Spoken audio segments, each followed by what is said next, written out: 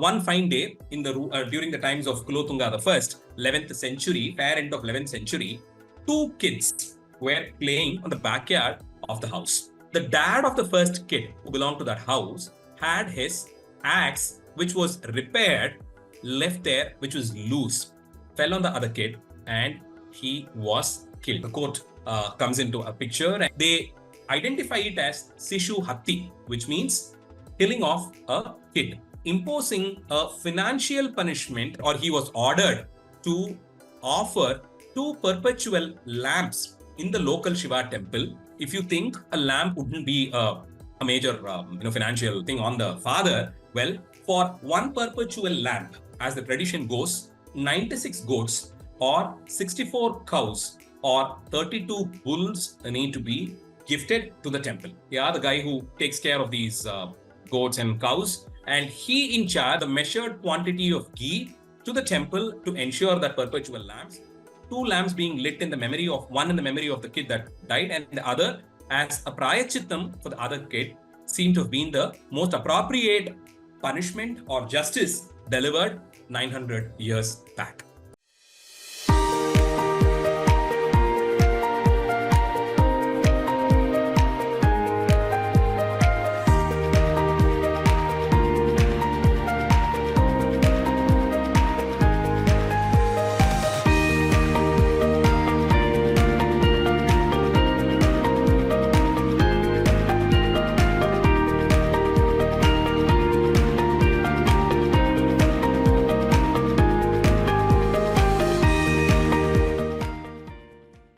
We today talk a lot about working towards the betterment of people who are differently abled. Yeah, there is corporate social responsibility that comes in, and ensuring that the life is very smooth to them, and that they also, all of them, get to enjoy all that other people get to enjoy. So, making space accessible to them. So all this is being talked about a lot today, and we are working towards it too. Imagine what would have been the case of people who were visually challenged 1,000 years back. So this inscription, in fact, 2 inscriptions, one from the times of Kulothunga I and the other from the times of Aditya, with a gap of say 2 centuries in between, both of it handles the case of people with visual challenge the same way. So this is from an inscription in a temple called Thiruvamattur. This is right on the GST, the Grand South Trunk Road, an hour and a half drive from Chennai probably towards south. Near Viluppuram, you get to visit this temple. It's a slight deviation from the highway, and it's a beautiful temple campus. A Padal Petra Sthalam, in fact. A Padal Petra Sthalam, literally translated, will mean the temple that has been sanctified by the divine hymns of the sacred poets of 7th and 8th century, the Thevaram compositions, as they are popularly known.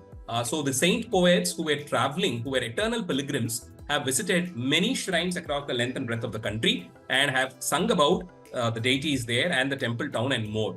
So these compositions, majority of them have been preserved, and it is transferred through a traditional school of music. And those temples are even more significant because apart from the presence of the divine there, they've also been visited by the devout.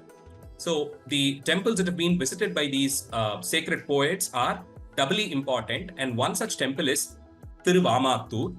And for people who might not be knowing, in the case of temples of Tamil Nadu, there is this ancient tradition of employing musicians for their musical service to the god, singing the divine poems authored by the Thevaram authors. The divine poets, as I was telling you, they were active between the 6th, 7th to the 8th, 9th century.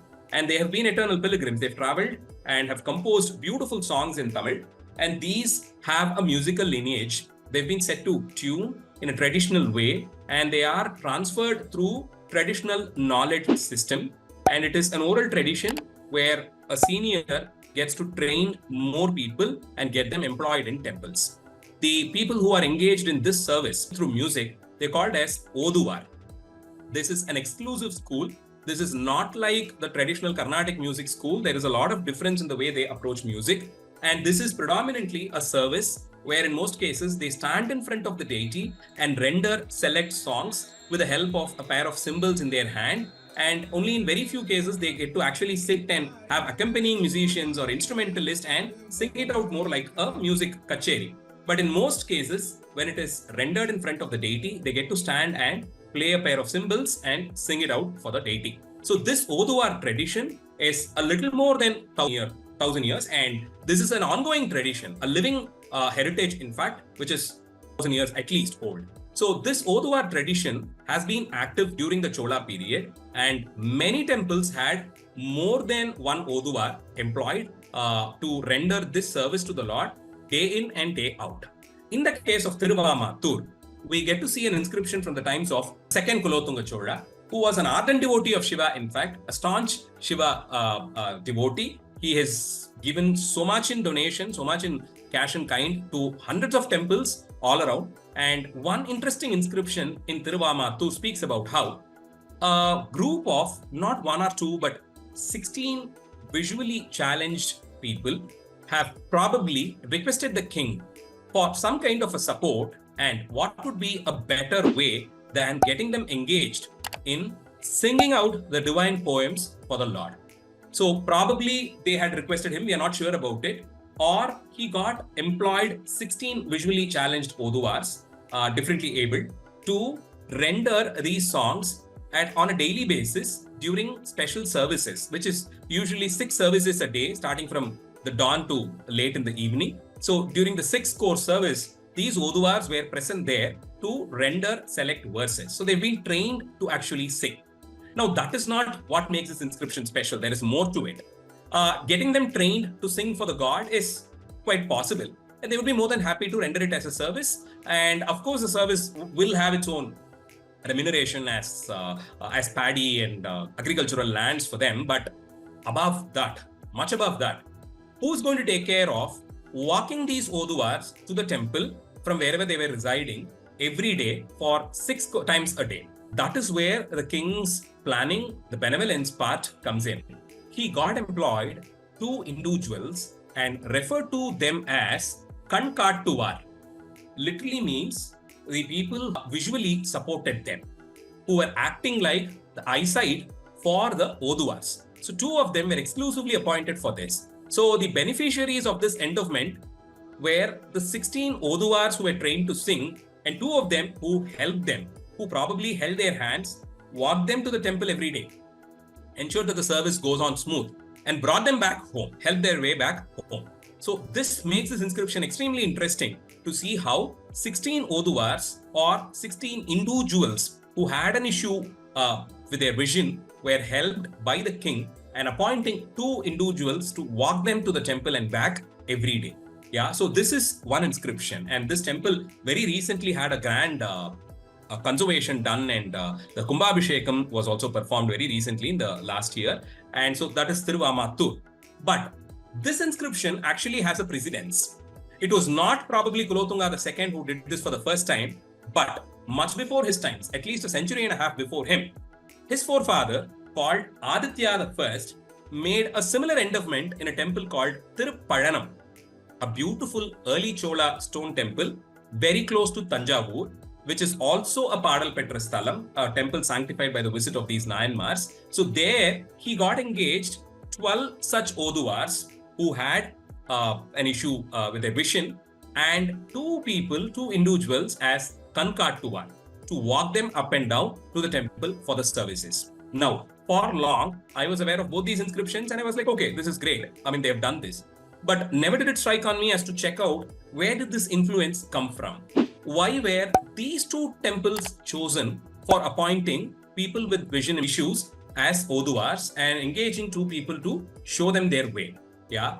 Much later, when I got to know about 2 compositions by Appar, one of the acharyas who've composed Thevaram verses from the 7th century, very moving verses in Tamil on Shiva and his devotees and the gunas of Shiva. So this Acharya had composed 2 interesting songs on both these temples, and both of these give us a clue about how God helps you being your vision.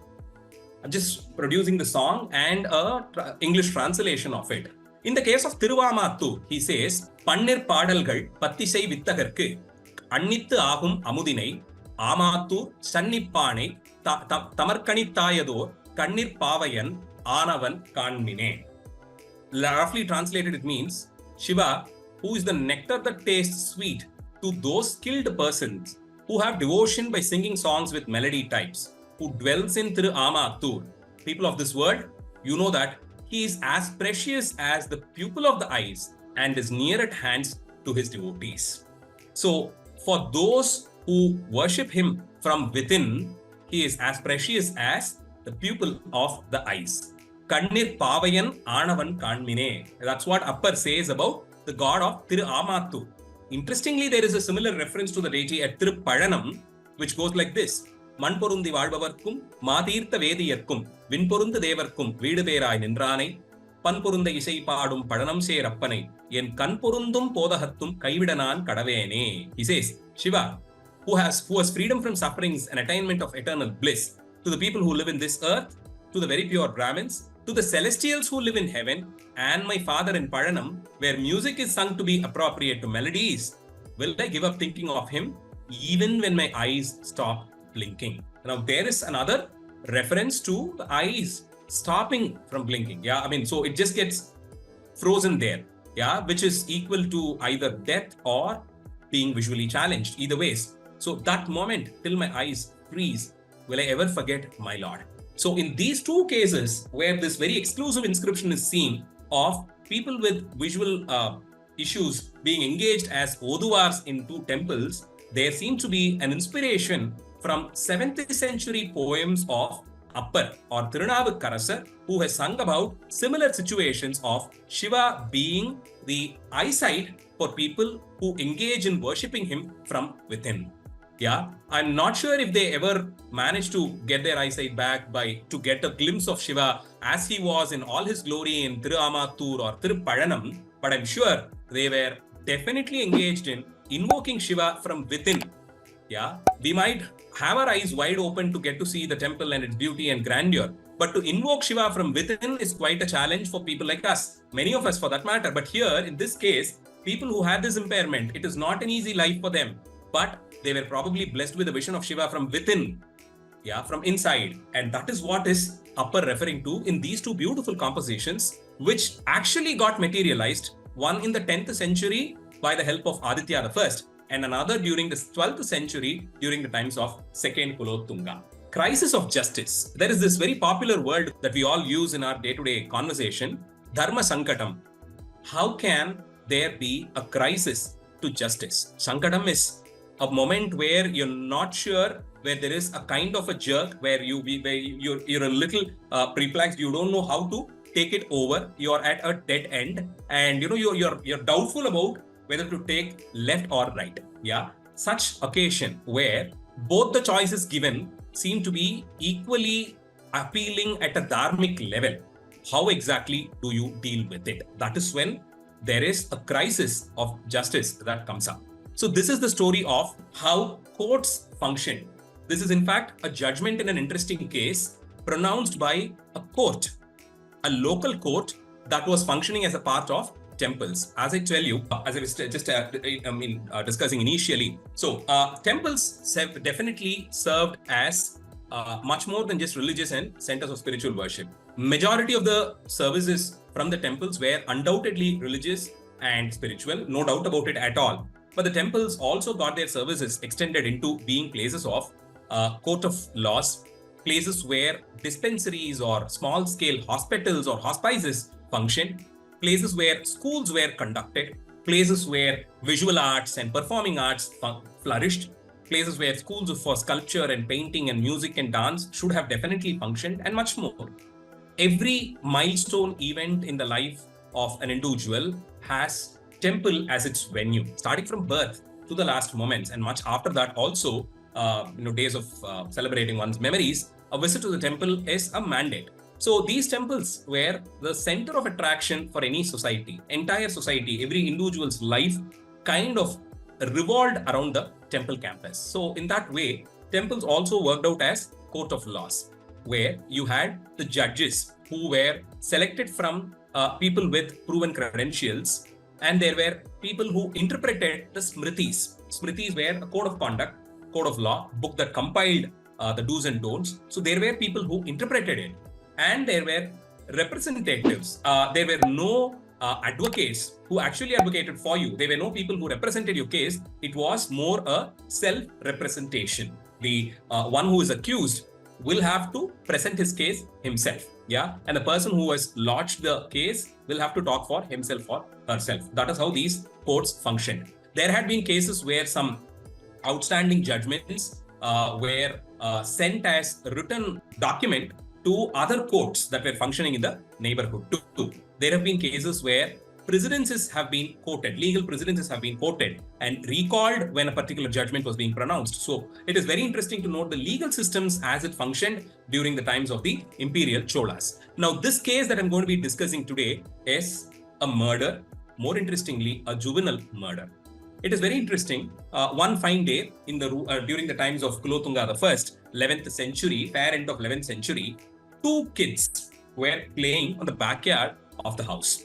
Yeah, one belonged to the house and the other was his neighbor, a friend of his probably. So both of them were playing in the backyard. And that's something that a 6-year-old kid and his friend would obviously do. But fate had a different turn. The dad of the first kid who belonged to that house had his axe, which was repaired, left there unattended to. The place where these two kids were playing, yeah, the axe which was repaired was left there. Probably the sharp end of it was loose, but the dad had left it there in the backyard unattended. Unfortunately, the kids, as they were playing, happened to meddle with this axe, a fateful axe in fact, and tried chopping the branch of a tree like how his father would have done probably. He would have seen his father working with it and probably that fascinated him and probably he started playing with it. Unfortunately, the sharp end, which was loose, fell on the other kid and he was killed or he died. Yeah, but this became a sensational news. Obviously, it would be a little kid, an innocent kid, for no reason has lost his life. At the same time, the other kid didn't have a motive. Obviously, he didn't have a motive there. Yeah, so but this has got to be legally attended to. So what happens? A court is the court comes into a picture, and the kid is brought in, and the entire story is discussed at length. Probably they didn't have a precedence to it to handle it. A very, very uneventful occasion, but still, unfortunately, this has happened. There is a life that is lost, and the one who is accused here is a kid.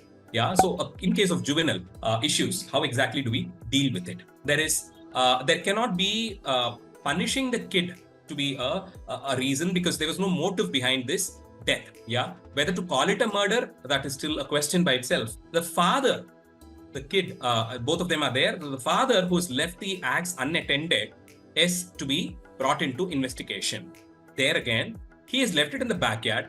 Unfortunately, he didn't have a motive to.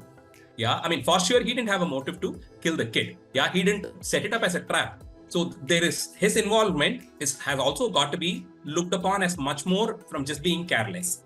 But his carelessness has got to be noticed and that has got to be punished. So they come up with an interesting approach to this case. They identify it as Sishu Hatti, which means killing of a kid. So that is inquired upon. It is identified and labeled as Sishu Hatti. And the Smritis identify Sishu Hatti as one of the foremost of the sins anybody can commit. Yeah. So Sishu Hatti has got to be attended to. So understanding this case as two parts, whether it deserves punishment or prayachittam, because the kid that is dead, yeah, his Atma Shanti is being inquired upon. I mean, whether you like it or not, this was the context from 1000 years back, 900 years back. So they look at it as a case of Atma Shanti of the dead. Yeah, people who are killed or die because of unforeseen situations like this, it's believed we'll need to really pray and perform specific prescribed rituals for the attainments of Sadgati for that Atma. Else, it is assumed that it might not. It is believed, in fact, that the Atma Shanti becomes an issue there in case of murder or untimely death. So here it was looked upon more as a prayachittam for the kid. I'm sure a lot of discussion based on the Smritis would have happened before coming to such conclusions, and they looked upon it as a prayachittam, at the same time imposing a financial punishment, a kind of a fine, a hefty fine in fact, on the dad.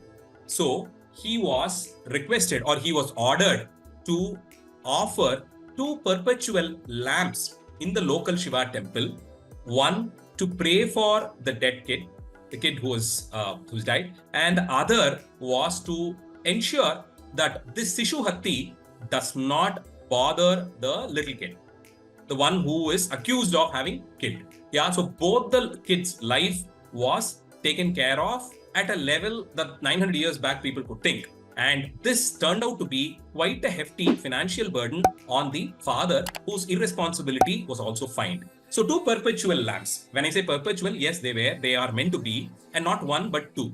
If you think a lamp wouldn't be a major financial thing on the father, well, for one perpetual lamp, as the tradition goes, 96 goats or 64 cows or 32 bulls need to be gifted to the temple. Yeah, so the temple will receive these cattle and hand them over to the temple